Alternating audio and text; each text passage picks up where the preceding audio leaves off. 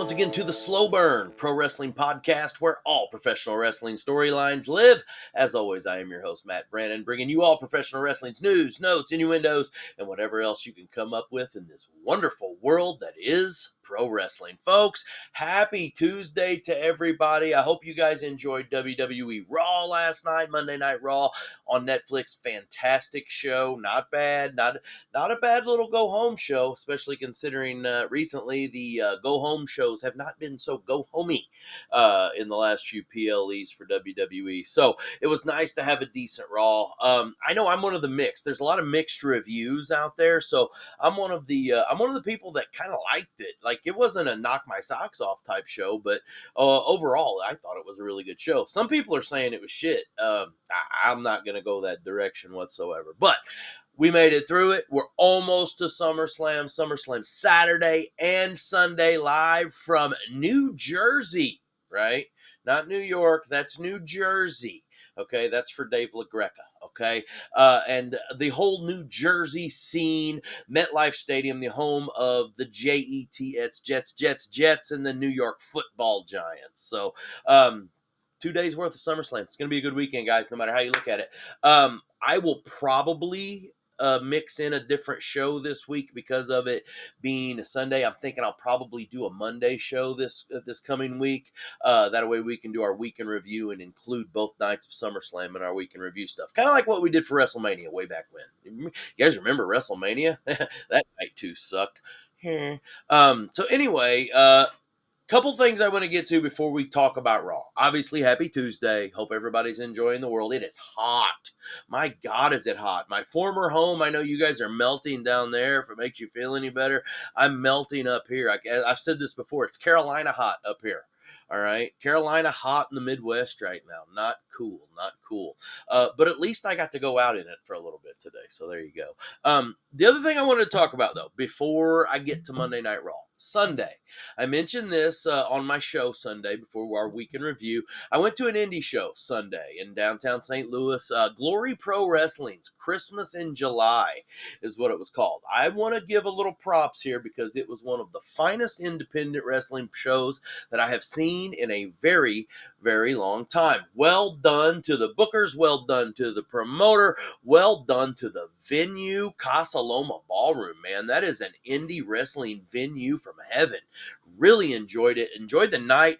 As you can see, I'm repping my Donovan Dijak today. I'm a Dijak guy. I love Donovan Dijak, man. And got to meet him. It was so awesome. I talked about it in the live the other day. Dijak is not what you would expect when meeting him as a person, all right? Number one, I mean, the character's there. You can tell the dude's huge, all right? Rocking 6'6", 6'7". But he's also a big dude.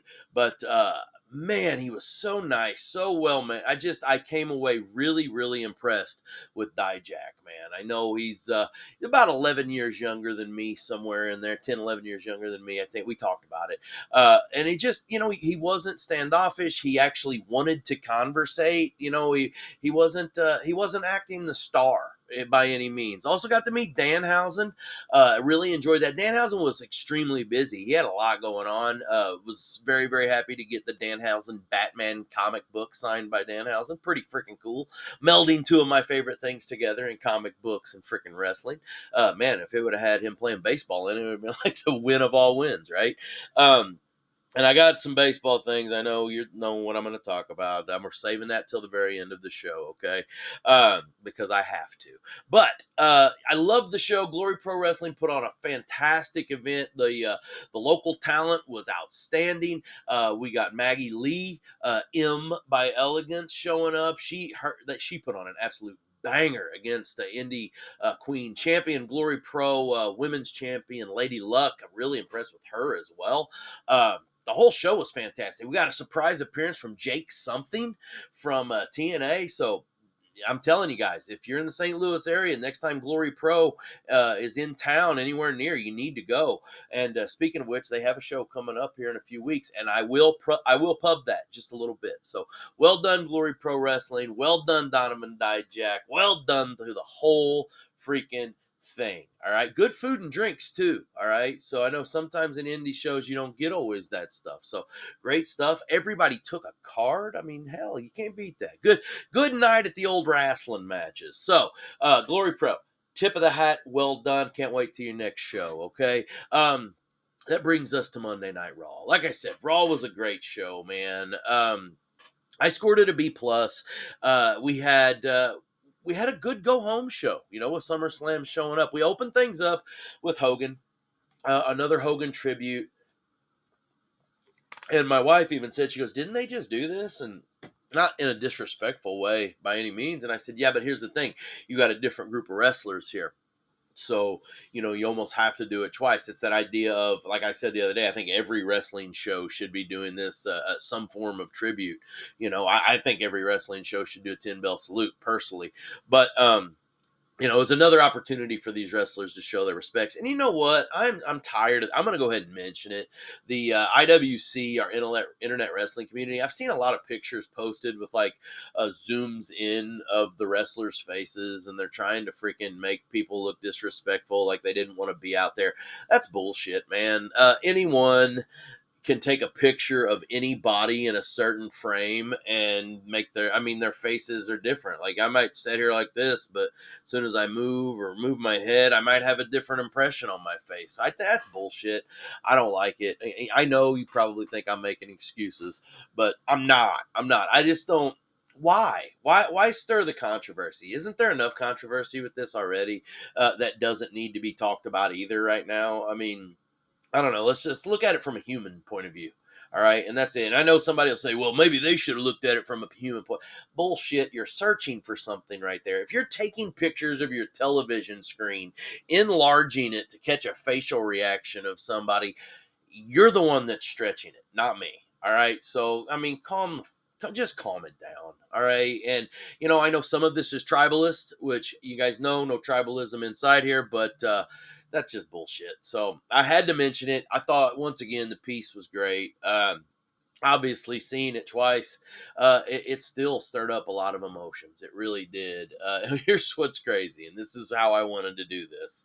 All right, and I'll talk about it probably at the end if we have time to. But basically, this piece gets over, and then my phone goes off, and at that time, and I've talked about it, this really hurt me. Hogan was one of my heroes as a child. I mean, he's one of all of our heroes if you're my age, right? If you were my age, you freaking loved Hogan. And anybody that tells me that they didn't when they were a kid and they were at all into wrestling, most even not into wrestling, but if they were all into it and they didn't love Hogan, they're liars. Especially at the beginning of Hulkamania. But I'm sitting there and I'm kind of, get the tear coming a little bit and watching the Hogan thing. And then my phone goes, I'm literally watching this because I recorded it. And I'm literally watching and my phone goes off and my freaking favorite baseball player of all time passes away. I'm a Ryan Sandberg fan through and through. Just thank you, Rhino.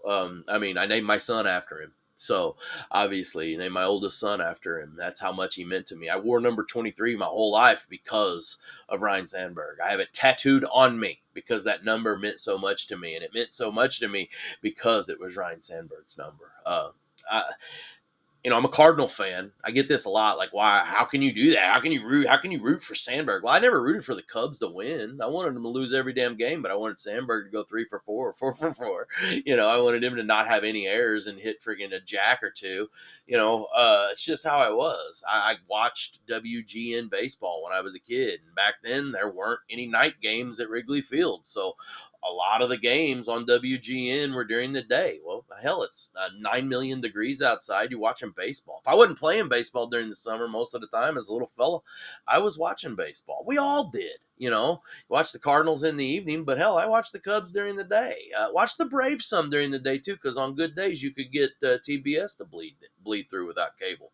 So the whole thing was special. Sandberg was special. Like I said, he was big enough made a big enough impact on me, so I named my damn son after him, and it just sucks. So a friend of mine sent me a message a while ago, and he said, "Man, you've lost two of your childhood heroes. What did you do to piss Ozzy Osbourne off? The Prince of Darkness is obviously out to get you now." And it made me laugh pretty hard because, man, oh man, it's been a rough go of it. You know, we Ozzy and then Hogan and now Sandberg, hell, Chuck Mangione. You know, but we also lost Malcolm Jamal Warner, Theo Huxtable. I mean, hell, and one of my favorite shows as a kid, The Cosby Show, man. I don't know. Just, it's a tough freaking week. It's a tough freaking week. It's tough to be me. Get no respect. Tough to be me. But at least we have wrestling. And you know, that's always my godsend. So RIP, rest in peace, Rhino. You know, you're not suffering anymore. So there you go. That's it. So let's get back to the wrestling, okay? Because that's what this show is all about. It's the Slow Burn Pro Wrestling podcast, not the Slow Burn Pro Dead Guy podcast. That was awful and disrespectful. I shouldn't have said that. After the Hogan opening, we get to the business, right? And we had Jey Uso. Man, this was crazy because Jey, usually coming from the crowd, it was like the cameraman was struggling, couldn't find Jey. Now all of a sudden, Jey pops up from behind the freaking announce desk. I guess that he had to run immediately after the Hogan tribute, so he couldn't get to the place in time or whatever. But he even said, like, he was giving his daps to Michael Cole. He's like, "Man, I am blown up," and he was, man. He was gasping for air. Thank God his match wasn't right then, because there's no way he was going to be able to go in a match right there. And if you notice, during the match, he didn't come out of the crowd again. He actually came down the ramp. So dude was tired, man. Dude was tired, but. Again, it this worked, man. Jey, he is so damn passionate. He is so freaking loved right now. His baby face is so red hot. He's getting ready to play the music again, like he does, and he does his thing. And then Paul Heyman, ladies and gentlemen, and Heyman once again was Heyman. I'm gonna say this: his interruptions are always good. It was a solid point, but I thought there were times where Heyman was really kind of, I don't know, almost trying a little too hard. Like he was overact. I know what you're saying. It's Paul Heyman and it's wrestling. Overacting is what he does. Yeah, I know, but there was some of it that felt like forced. I just, there was some of it that I didn't really, I don't know. It was good. I'm not saying that it wasn't good. I expect, you know, otherworldly levels with Heyman. So, but I thought it was good, man. And then after Heyman is done with his little spiel and, you know, trying to create that line in between Jey and Roman, you know, you got Jey and Roman versus Braun and Bronson at SummerSlam. So, like, Paul does a really good job at planting those seeds of dissension. How about that? I should have been a damn writer. Like, he plants these seeds of dissension, and then Jey gets the mic, man, and he is so intense. And when Jey is intense and that emotion, you can read it on his face. Like, man, oh man, that was great. I thought the whole piece was good. I thought that the backstage stuff after it with Bronson and Heyman, like, you know, you're gonna have to hurt him, blah blah blah, and then out comes of the door comes Braun Breaker, and he's like, "I got this, guys." Braun Breaker's taking over this group right now. So if the Seth Rollins injury is real, and I believe it is, I believe it's a shoot. I don't think it's a work.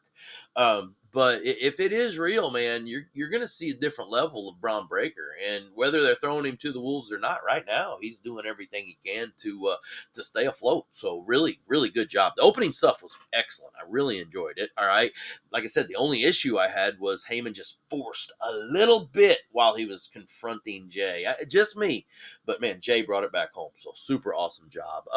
First wrestling match we see, which seems like it took freaking forever.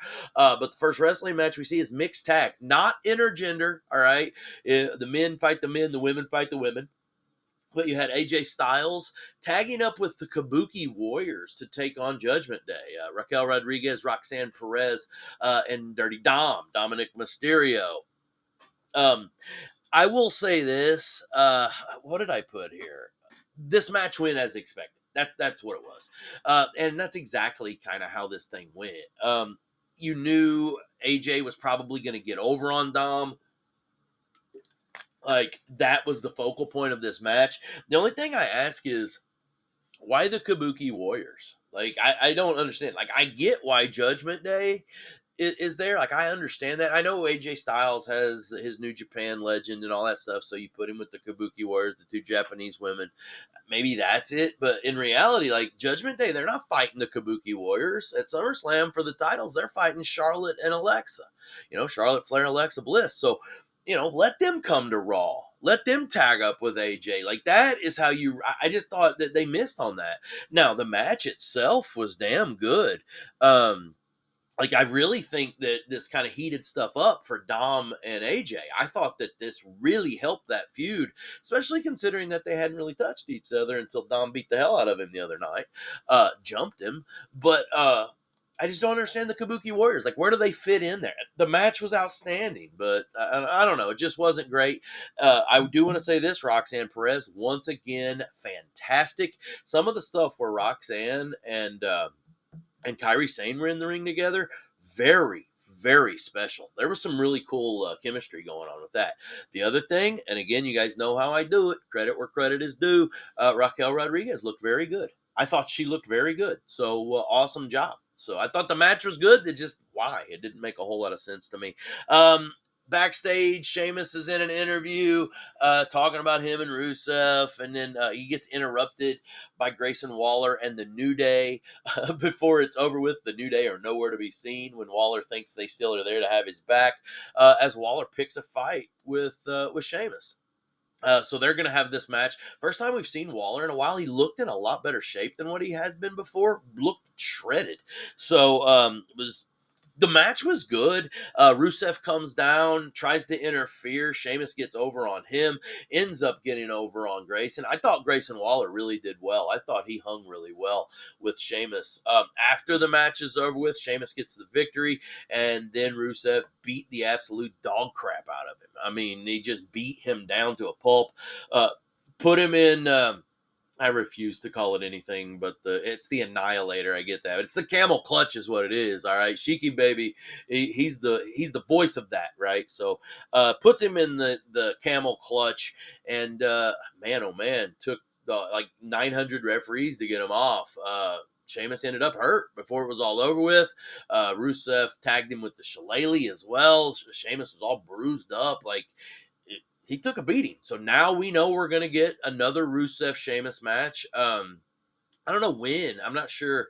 I mean, there's no room on the card for this to be at SummerSlam, right? So maybe they do it at SmackDown. I don't know. Maybe that's your go home SmackDown. Let those guys go over and get the crowd lively with a good old beating, with a meaty beating, as they say.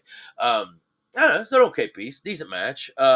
Thought Waller was fantastic, and once again, Sheamus does his thing. So such an underappreciated wrestler. We had Lyra Valkyria. She came out with a promo. She's been getting a lot of praise. She got a lot of praise for this promo. I personally didn't enjoy it a whole lot. I thought it sounded choppy. I thought the action afterwards was really good with Becky. And Becky comes out to beat her down with the kendo stick, and before it's over with, Lyra has beat her with the kendo stick. So meaning Becky. It was okay. The action was good. I think Lyra probably wins this belt back. And then maybe we get some Becky and Bailey stuff from that. Maybe even together. You never know.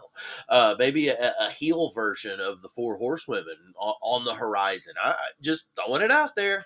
Just saying. I'm not booking, so I don't have the pencil. But it was okay. What was really good though is, along with this segment, as soon as it was over with, we had the sit down interview between Sami Zayn and Karrion Kross. A little out of the realm. It wasn't in ring. It was shot prior, and it was excellent, man. Both of these guys, I actually put it, I really enjoyed both guys, because both guys are threatening to have the other tell the truth. I mean, Sammy's saying this is who he is. He is the baby face of all baby faces, and he's here for the crowd, and you're going to do whatever it takes to fight from underneath to get it done, while Cross is saying, nah, that's not who you are. Be who you really are. And then when it was all over with, Sammy's saying, and when this is all over with and I've kicked your ass again, you have to say that you were wrong. You tell the truth of who I really am. So I liked it. I liked it. I thought it was a really good piece. I thought it was excellent.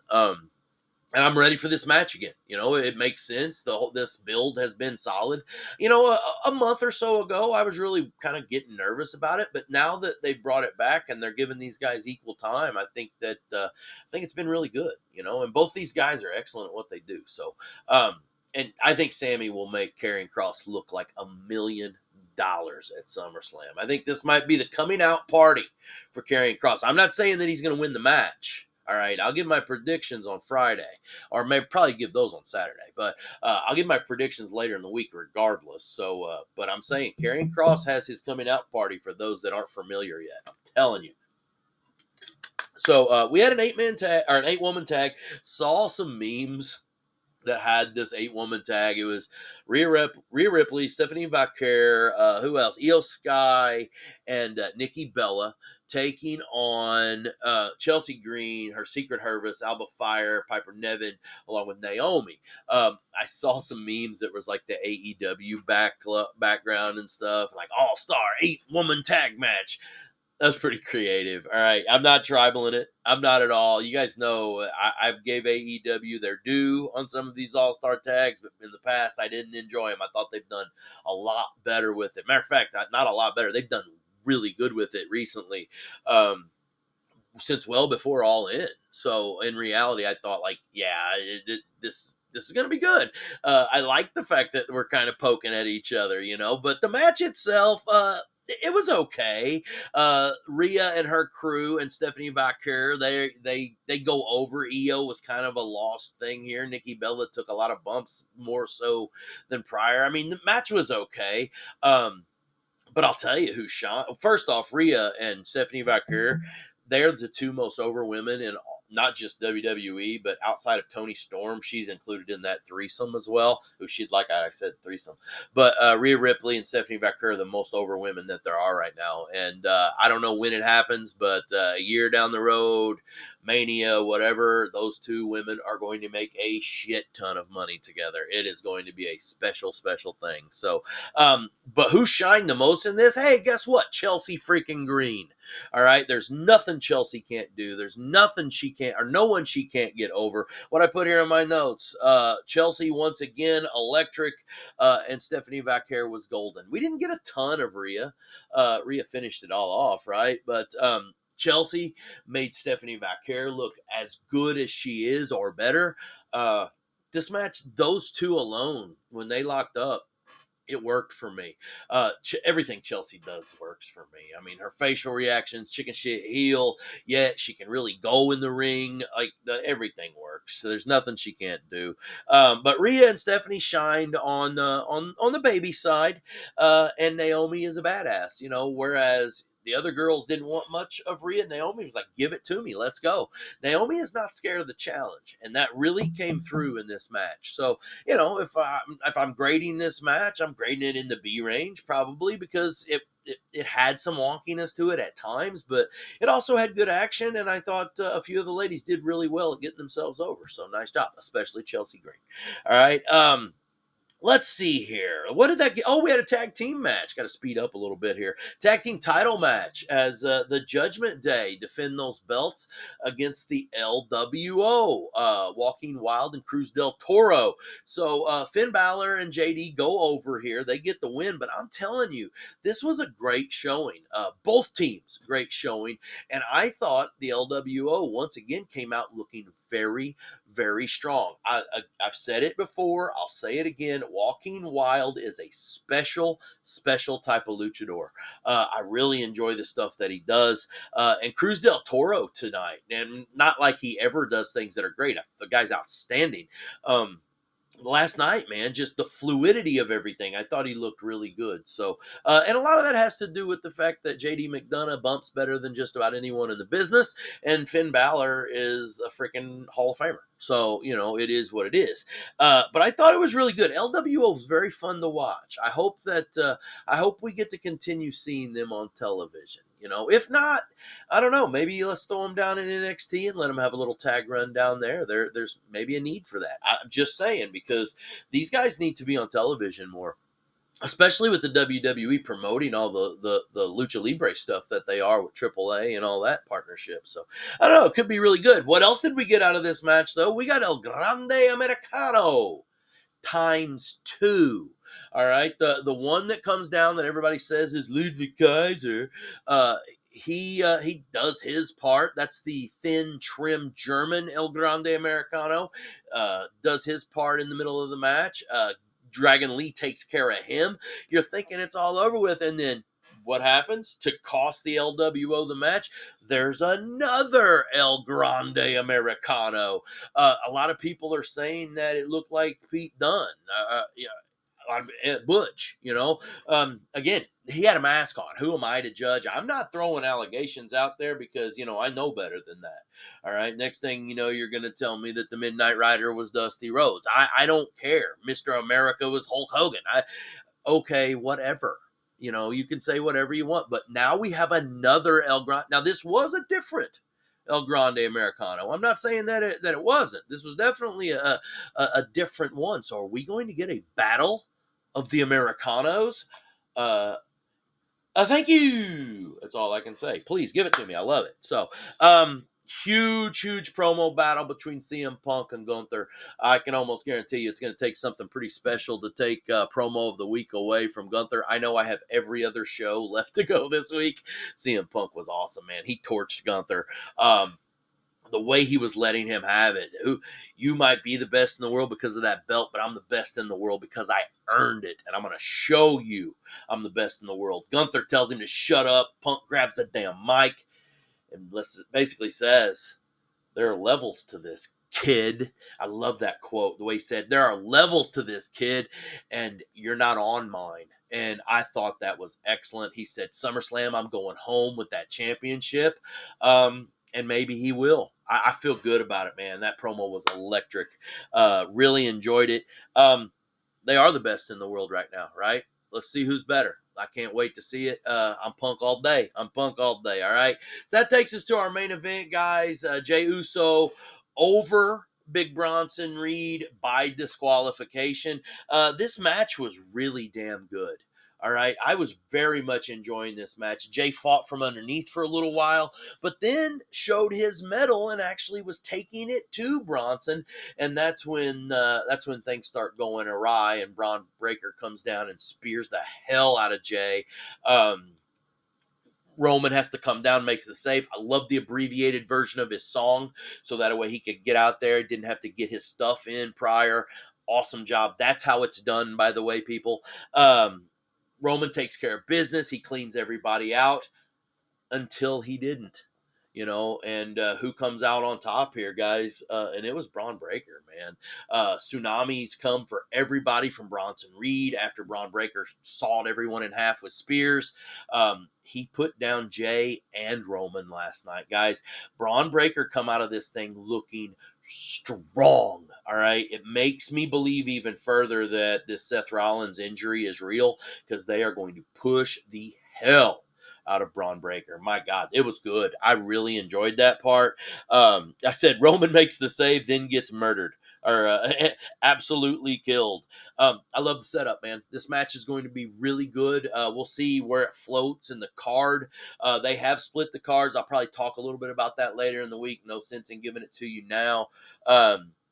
But we'll see what happens. We'll see what happens. But this tag match, Big Bronson Reed and Braun Breaker with Heyman in their corner, taking on Roman Reigns and Jey Uso, all about family. Can't wait. I'm not really sure why Paul Heyman still is carrying around the briefcase. That is Seth Rollins. Why did he hold it up during the match? Like, that's Seth Rollins' briefcase. Just saying.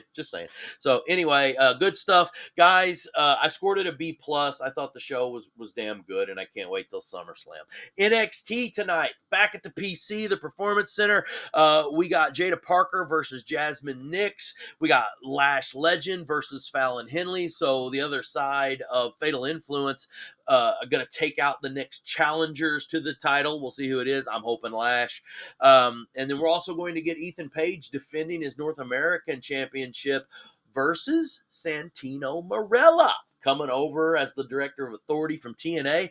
Gonna see if he can't mix things up a little bit. I am thinking beat down TNA save on this one. Let's see how it goes. All right. Much more supposed to happen. I'm sure we'll get a lot of appearances, but that's all we got on the card so far for tonight. So enjoy it. Guys, I will be back on Thursday. No show on a Wednesday. I'll be back on Thursday. I'll recap NXT and I will do my in detail recap over AEW Dynamite, guys.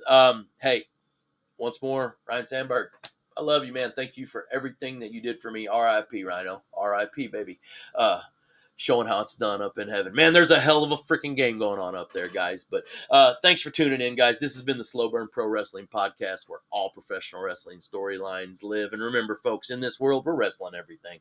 Stay on top.